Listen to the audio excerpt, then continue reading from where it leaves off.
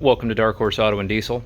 In this video I'm going to show you how to replace the front lower control arm assembly on a 2010 to 2014 Ford Taurus.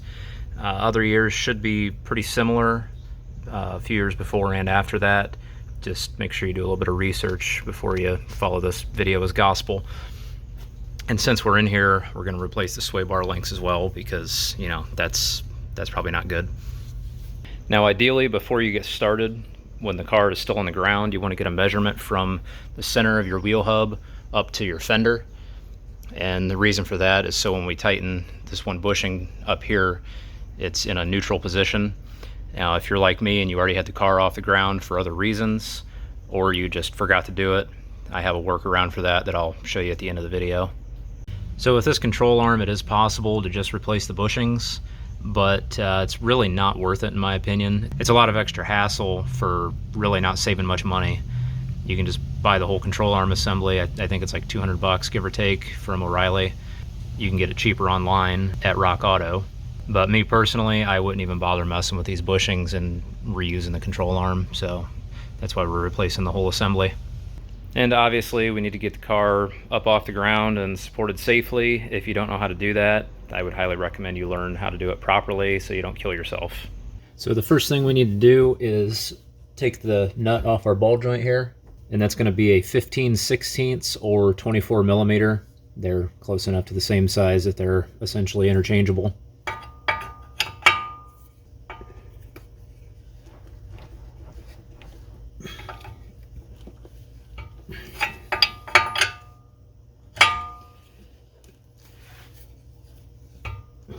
And if the joint starts spinning like that, you can take an 11 millimeter wrench up here to hold it in place.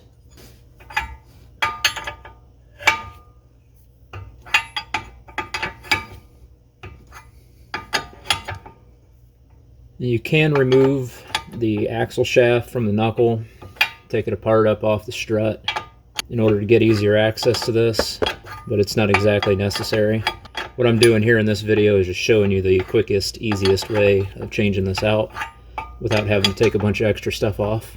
And if the wrench is slipping off on you, what you can do, once we've got it down this far, we can actually get the box end of our wrench on that now. It's low enough to get past the axle shaft.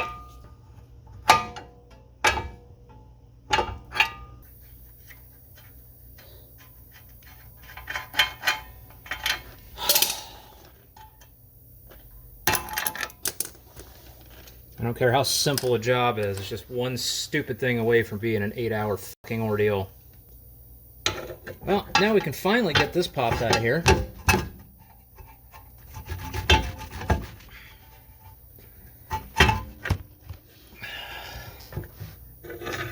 Now we can come under here, under the front side, and there's a hole cut out for it in the subframe. Take that bolt off in there. It's a 18 millimeter.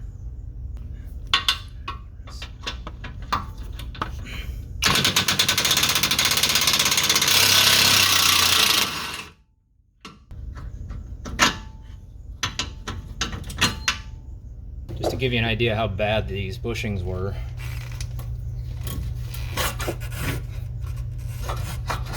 I might actually be able to pull that out of here.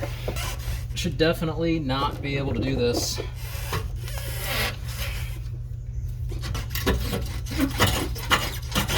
So now we'll come over here to the back part of the control arm, and these are going to be 18 millimeter up here on the nut side and 15 millimeter down here on the bottom.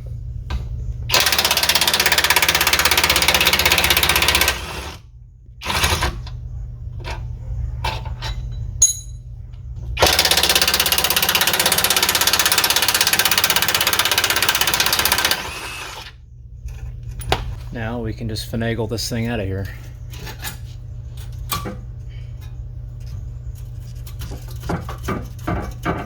Which is not very difficult. There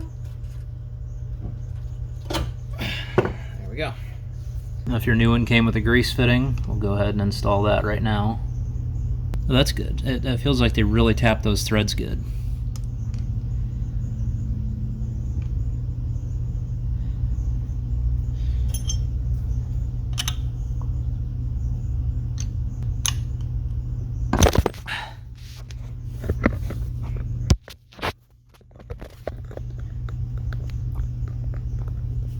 That's fucking great.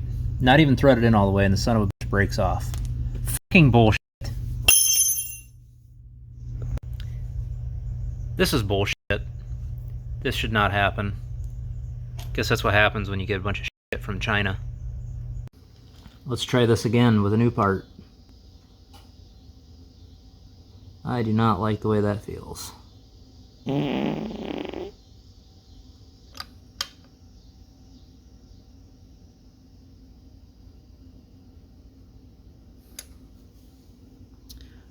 We're going to stop there. Now we'll just get the new control arm slid in here. Start with the back. Gonna work that in best we can.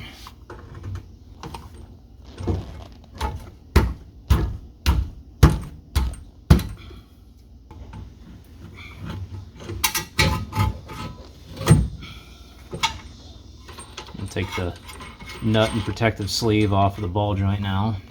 Probably should have done that first, but it's fine. And we'll use a dead blow hammer to kind of persuade this in a little bit, just so it doesn't fall out on us when we're trying to work on the other parts here.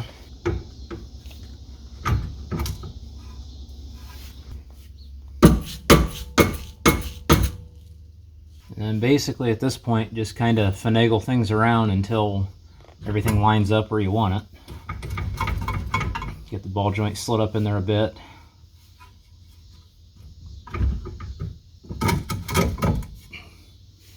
And we'll get the nuts started on it.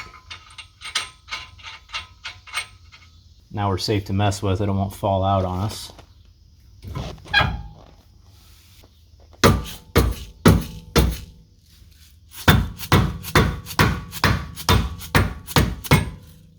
Then you want to get a punch or a screwdriver or something to kind of help you line these bolt holes up here and then up here as well.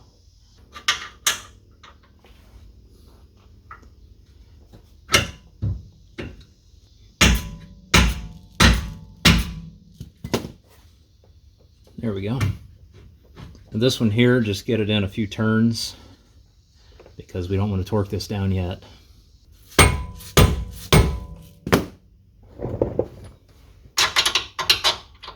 There we go.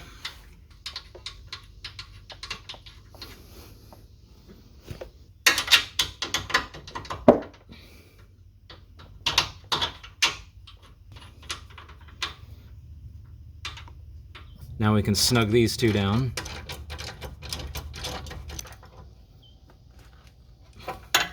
And then torque these two down to 73 foot-pounds. And sometimes you can get lucky and get away without using the wrench to back these up. If Ford was smart, they would have put a little captive nut in there instead. And I am not lucky today.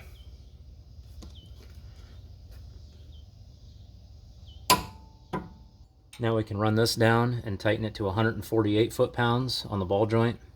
Now the only way you're really going to be able to torque that down properly is if you have a crow's foot wrench, and good luck finding one in short notice anywhere locally. So basically what we're going to do is just put the wrench on it, and that's going to be pretty much about everything you can give it on one of these. Normally I like torquing critical components down. I'm pretty picky on that, but unless we take all of this crap apart, we're not going to be able to do that.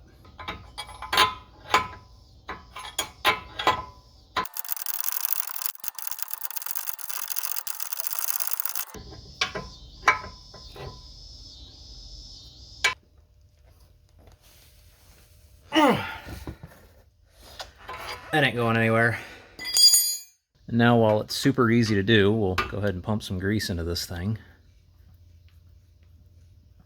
Saw the boot move, we're good.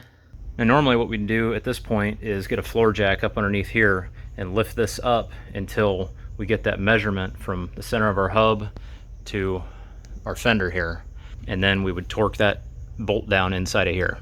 Now if you forgot to get that measurement at the beginning, or for whatever reason you couldn't get it, what we're going to do here is I'm going to go ahead and put the wheel on and then actually set this down on some ramps so it's still up off the ground, but the weight's still on it. Because like I said, you do not want that bushing to be tightened up with it pointed down like this. You will prematurely wear out the bushing, guaranteed. Now I'm sure there's probably one or two knuckle draggers out there watching this that are just thinking to themselves, just give it a few ugga-duggas where it sits and call it good. But we take pride in our work around here, and we're not gonna do that. We're gonna do this right. There we go. I measured it before and after I set it down. We were at 20 1/4 roughly before I set it down, and now we're at 17 1/8. And the little bit of weight transfer that's on the rear right now is completely irrelevant for this. That is not gonna make any difference whatsoever. The difference is probably like 30 pounds. Just have your kids sit on the hood if it makes that much difference to you. Then we'll snug this bolt down, and then you'll torque this to 136 foot-pounds. Now, depending on the position of everything and what torque wrench you have, you may not have enough room between the bolt and the floor, and that's my case here. So what I'm going to do is just use a universal on the end of it. Now, these can affect the torque. This is a pretty shallow angle that we're using this at, so it shouldn't affect it too much. So I'm just going to add, basically what I'm going to do is just torque it to the proper spec and then just give it a little bit more. It's not going to be scientific, but the main thing I want to do here is just make sure that it's not too loose where it can actually come out. If you have to, you can give this just a few ugga-duggas and call it good. Don't really recommend it, but at this part here you'd probably be alright with it. I mean, I imagine most people probably would. If I wasn't so picky, I would for sure. And to make things easy, I'm just going to give it that little extra with this. Yes, I know it's not an impact socket. I don't care.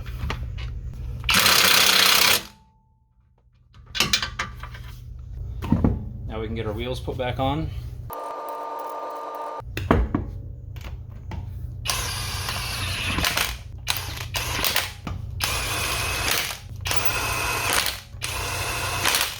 And then torque them all in a star pattern to 95 foot-pounds.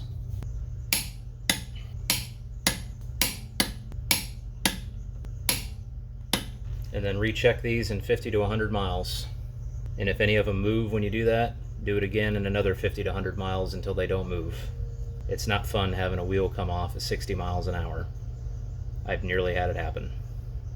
And as always, with every job well done, celebration beer, or whatever beverage you choose.